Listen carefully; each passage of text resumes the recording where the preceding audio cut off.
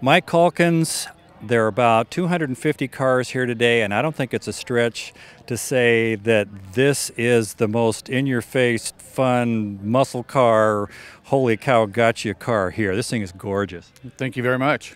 So tell us about your 1970 Olds 442.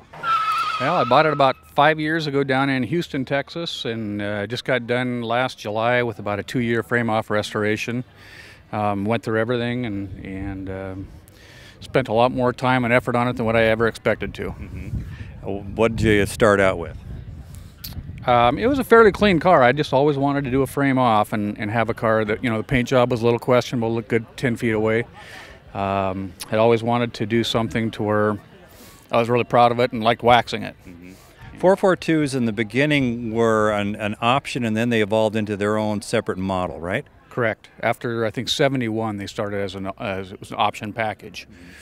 I think it's interesting that muscle cars, they were cool up to 68, and then they were cool up to 69, and now their 70 and 71s are being embraced by the community. Why do you think the change?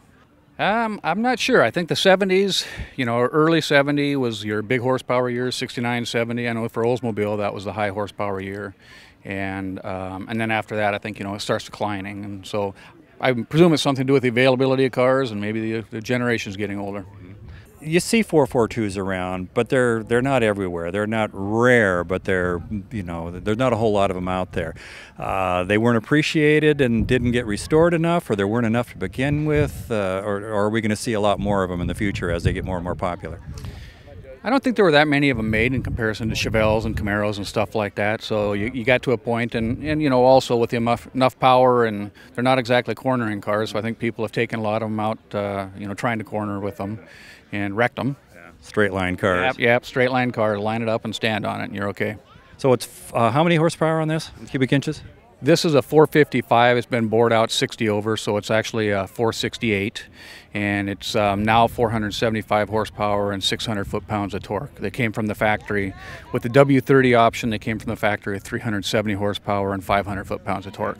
So the W30 option, that's what it is the higher horsepower motor? Correct. It's a higher horsepower motor. It's the fiberglass outside air induction hood, fiberglass fenders, or plastic fenders actually, and in the automatic transmission version of it, they call it an OW transmission. That was a little stiffer shifting, box trailing arms, and then what they called a precision matched engine, where they measured all the components. It was kind of the first one that I'm aware of that they started actually measuring components, making sure the tolerances were even throughout the motor. When you're at a car show and you're going by all the Camaros and the Chevelles, do they see you as the redheaded stepchild, or are they embracing you into that community? I think normally at car shows, no matter what you have, if you've taken care of it, they respect you. I mean, you look at any car, you may not particularly like the car, but you respect the amount of work that's gone into repairing it or something. So certainly I'm outnumbered by the Chevelles and Camaros. And I can use the term redheaded stepchild because I used to be one. I guess I still am, not so redheaded. Not so redheaded anymore, but yeah. Well, Mark Calkins, thank you very much for having your beautiful 70 Olds 440 on the show. It's gorgeous. Thank you very much. I appreciate it.